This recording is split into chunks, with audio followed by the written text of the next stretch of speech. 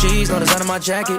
Work hard, now I'm changing my bracket. Talk tough, we ain't hearing that racket. Dots came in, you know how to stack it. Don't take it wrong, but I'ma need my ends though. I got tigers on my chest like Kenzo. Rail came, yeah, he putting that Benz though. Carol's here, man, you know he stay 10 toes. Big dog, man, you know I ain't worried. Bent up, so I'm talking real slurry. Got a blast, bro. Yes, sir. Yes, sir. Yes, sir. How we doing, baby? This is the voice in your ears, Adam Caplan, and we're back. We're shooting midweek today. Me and Brett in the stew on a Wednesday, which is refreshing actually, because sometimes on those Sunday mornings it could be a little bit tough. Late fight nights. Brett likes to come in sometimes. Maybe he got a little rowdy with the fellas last night. He comes in, he destroys my toilet, and then after that, we get right to the show, baby. And, you know, it sucks. I had to throw him under the bus. Sad, but part of the game. Look, before we get into our Q&A, it's a Q&A episode. I'm looking forward to it. Let's just talk a little bit one more time about Jake Paul versus Anderson Silva, because I got a few messages about folks asking me if the fight was indeed rigged. And my problem with it is everyone was always sending me the exact same clip where it wasn't in HD. It was a biased angle that perhaps made the fight, the punch look like it was grazing, or perhaps didn't even hit him. It looked like it hit air. Look, the people who clipped this didn't even pay for the fucking event. They were streaming it. And because so many people were probably more streaming it than buying the pay-per-view, looks as if it got a little pixelated. From where I was watching on my HD feed, since I bought the pay-per-view, the right hand did indeed land. And I do believe that Anderson Silva had a broken nose as well. So perhaps even the slightest grazing punch could in fact cause some major sensitivity and really send those shock waves down to your toes. So to everyone who thinks the fight is rigged, I mean, look, there are serious implications if that's the case. One of the reasons being is there's gambling on the line. You can't just go in there and have all of these people gambling on fights and then, you know, every single fight Jake Paul does is rigged. You will get found out very, very quickly. And another point too is, I don't know how all of a sudden Anderson Silva and Jake Paul turned into like the greatest WWE superstars of our time, where they know now how to take and absorb fake punches. You know, we watch the WWE and we criticize it because these guys still can't sell us on the fact that the punch is actually landing. But all of a sudden, Jake Paul and Anderson Silva are the Triple H and the Shawn Michaels and the Undertakers and the Rocks of the boxing world. It's just absurd. So next time, buy the pay-per-view so you can get an HD feed, and I will react this way to most things. I'm not big into the whole rigging thing. It's out of my control. I'm not into this, because if all of this shit is rigged and all of this is fake, then we're all doing this for nothing anyways.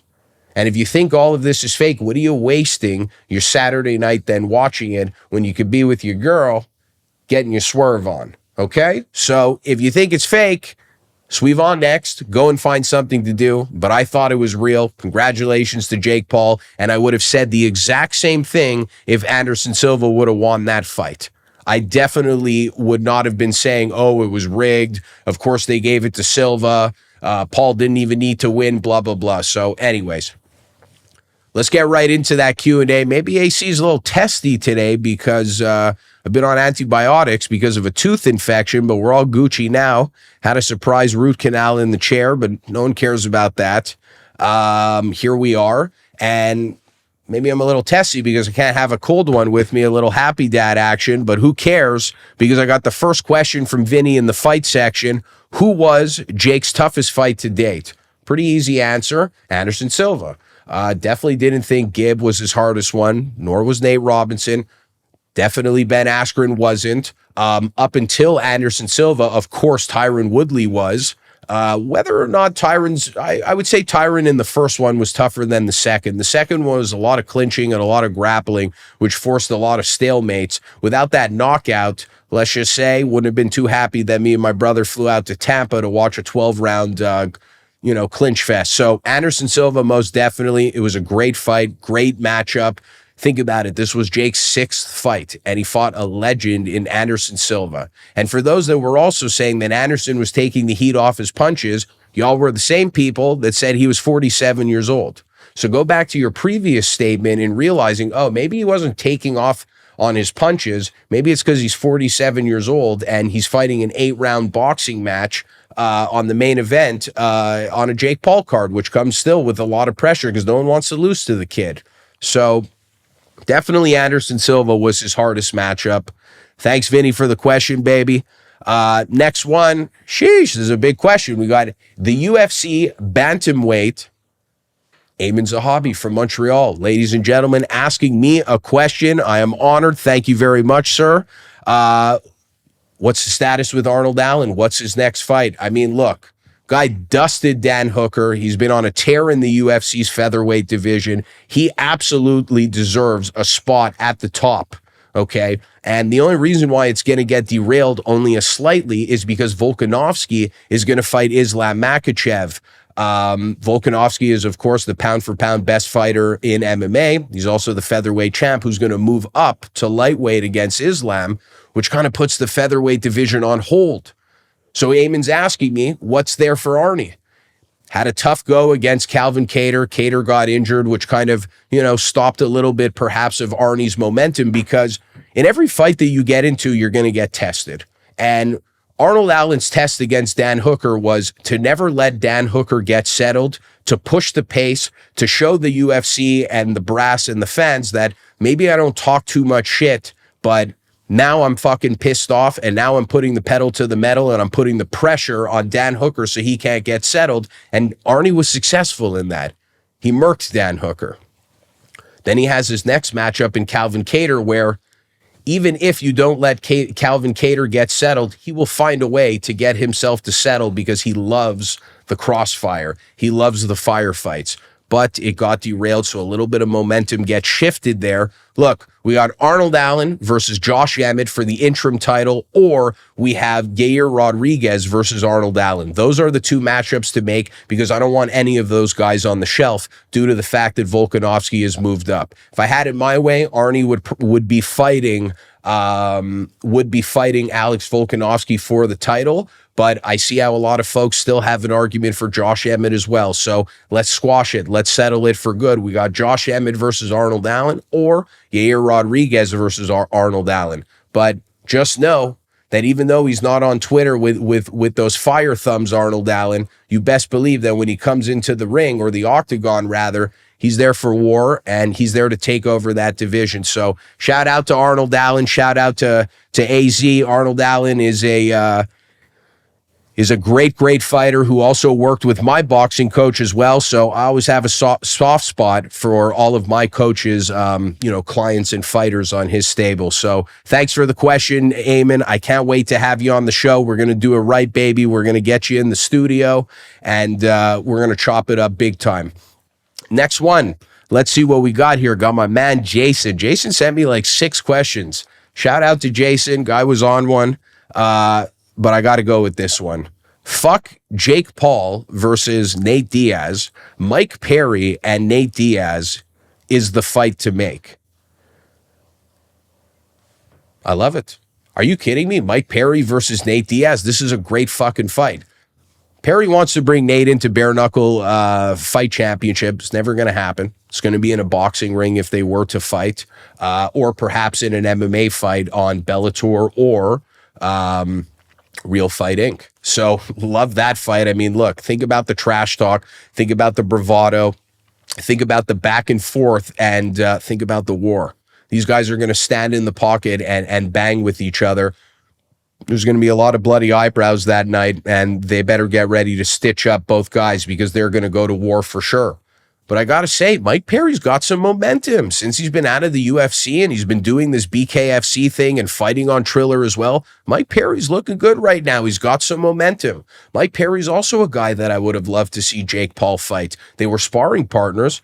Obviously, you know how the old tale goes. Both guys think they got the better of each other, but that's another great fight to make. So whether Nate Diaz fights Paul, or Paul fights Perry, or Perry fights Diaz, I'm all for all of them. So Jason, great question, man. Appreciate you, baby. That was a money one.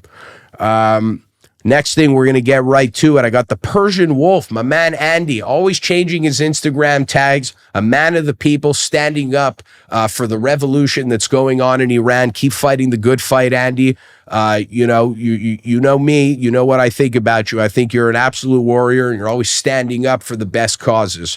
UFC 281, how excited are you for Izzy versus Pereira? Let me ask you, how excited are you for that fight, Andy? And how excited are you to be able to watch it next to me for your birthday? You're probably very, very fucking excited.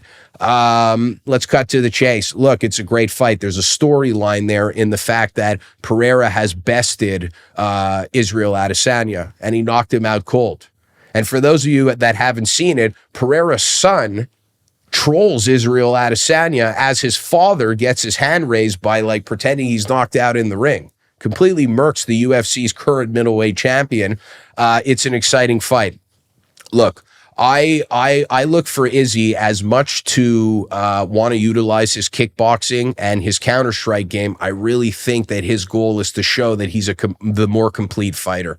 I think that Izzy's going to look to actually slow the pace down a little bit with some clinching and a little bit of wrestling up against the cage versus perhaps only having a kickboxing match. That's my sentiments. You know, try to bring Pereira to a part of the game that maybe he's not as comfortable or familiar with. He's definitely familiar and comfortable with clinching in the middle of the octagon, but when you're up against the cage and you're able to leverage that cage wrestling, it's a lot different than being on the ropes in a Muay Thai or a kickboxing fight. So I'm excited for the fight because there's a huge storyline, and there's still a huge case that Pereira will knock out Israel Adesanya and become the middleweight champion in such a short time in the UFC. It's like very possible. So that's what excites me about the matchup. What also excites me is if Izzy doesn't do anything that I mentioned and wants to make it a kickboxing fight and wants to do it the way that got him to the top of the division. That's fucking exciting as well. I'll tell you one thing, this fight is not going to be Israel Adesanya versus Yoel Romero. This is going to be somewhere in between an Israel Adesanya versus Paulo Costa and Israel Adesanya versus Rob Whittaker. And I'm not saying that the result is with Izzy winning by TKO, but what I mean is both guys are going to come to fight. Because a lot of people that fight Izzy fight to just get by or not get hurt. They don't fight to dominate. But Paulo Costa and Robert Whittaker, those fights were exciting to see. Even though Costa kind of shit the bed, he drank the wine. Sad, he drank the wine. But what I'm saying is that these are the types of opponents that typically are actually going to fight to beat them and not just hang with them. So looking forward to that one. Great question, Andy. Appreciate you, baby. Where can I get a pair of those dope-ass shades and Versace robe? That's not a fight question. And one of them is from Versace.com, and the other one is at your local eyewear store because they were just simply Ray-Bans. We're not in the Balenciaga game yet. Probably ever. Who wins, Aljo or Sugar? Is a tough one for me. I'll tell you why. Aljo has clearly shown lately that he's a force to be reckoned with when he gets into the dominant position, which he likes to call the backpack.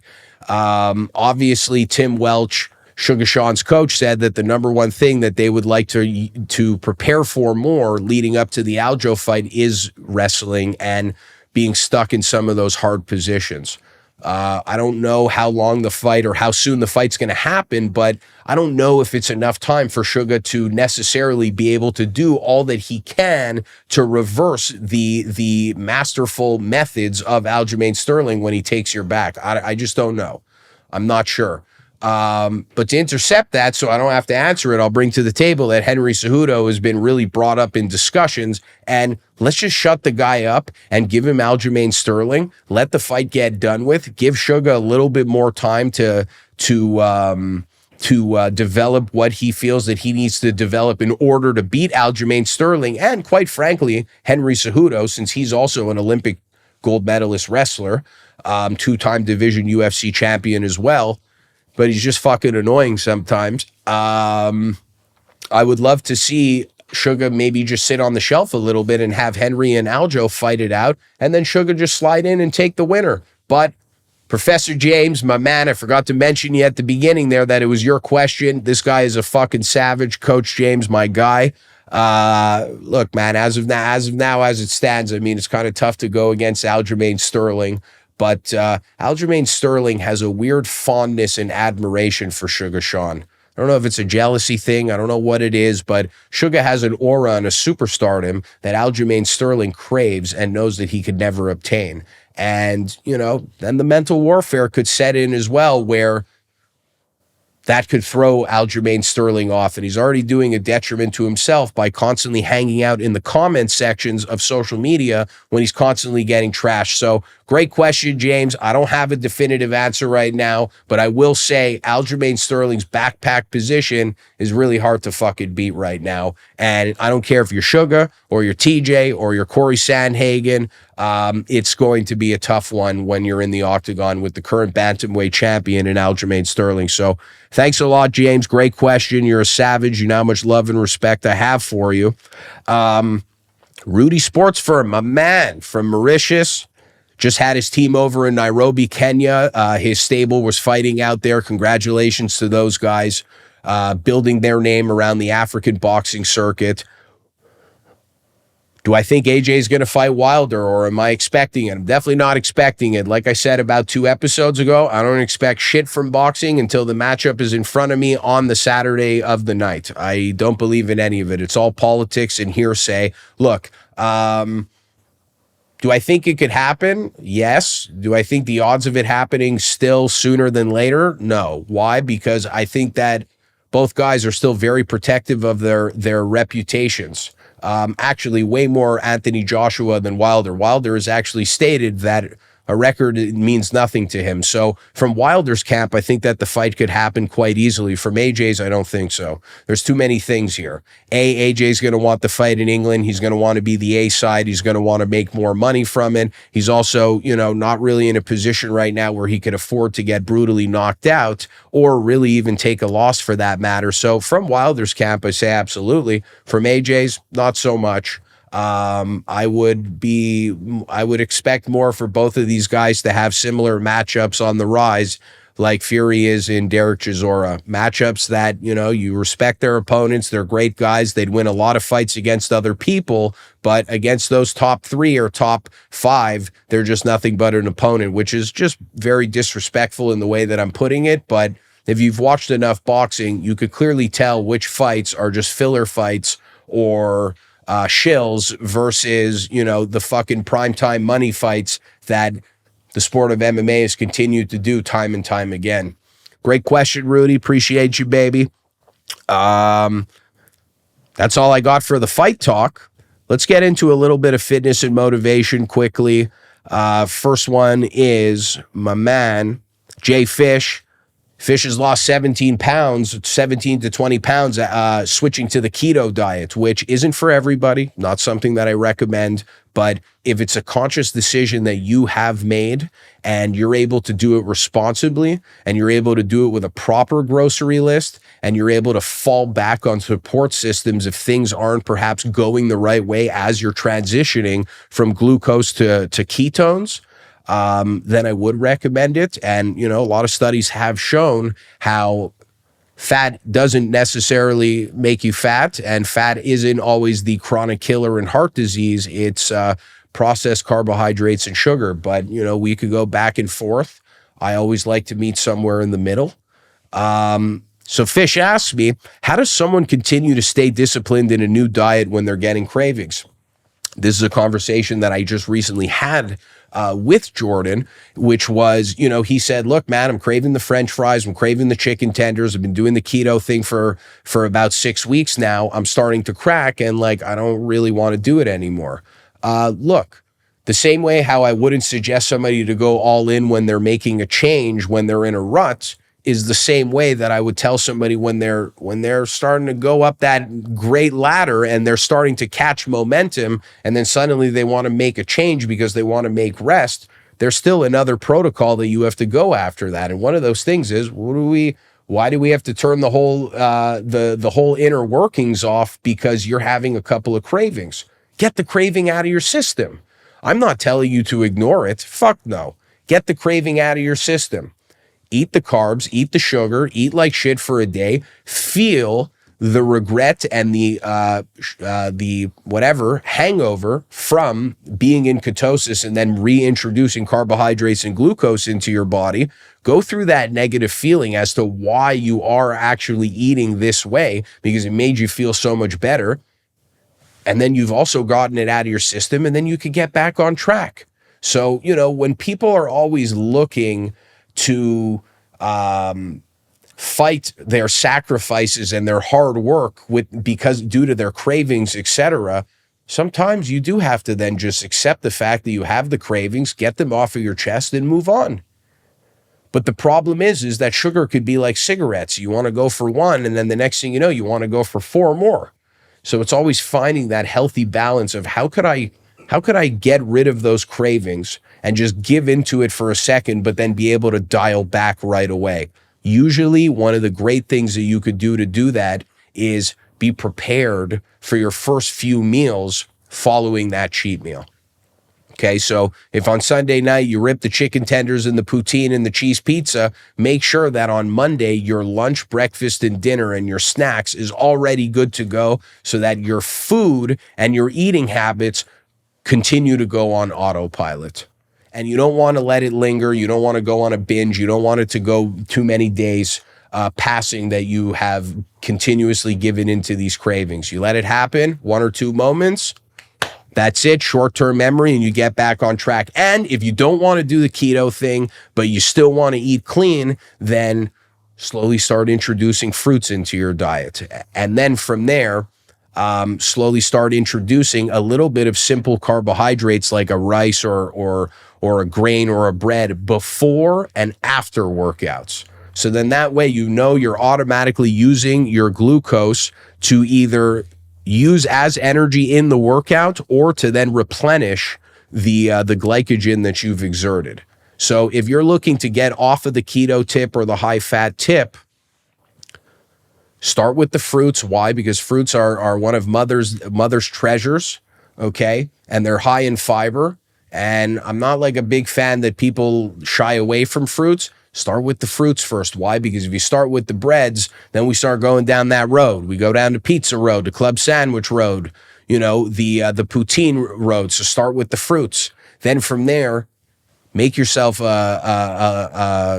oatmeal or some rice or a sandwich before or after a workout, so that right away the fuel that you are absorbing and you've been so fearful of that was making you fat when it wasn't is actually going to be absorbed and used for the proper things. Great question, Fish. Appreciate you, baby. Listen, if that was a lot to handle, rewind the fucking joint, man.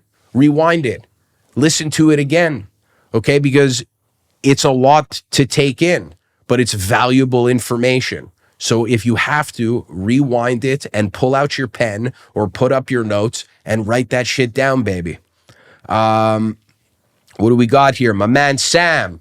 Congratulations to Sam. I believe he graduated from McGill. Not anything that I was able to do, so you should be very, very proud of yourself. I graduated from Harvard, though, so... What are your favorite muscle groups to work out? Which are your least? My favorite muscle groups to work out, I would say, are my triceps, my chest, my quads, and that's about it. Back, I don't mind also. My least favorite would be hamstrings, biceps, and anything to do with the traps. I don't need to fuck with the traps. I naturally have big traps.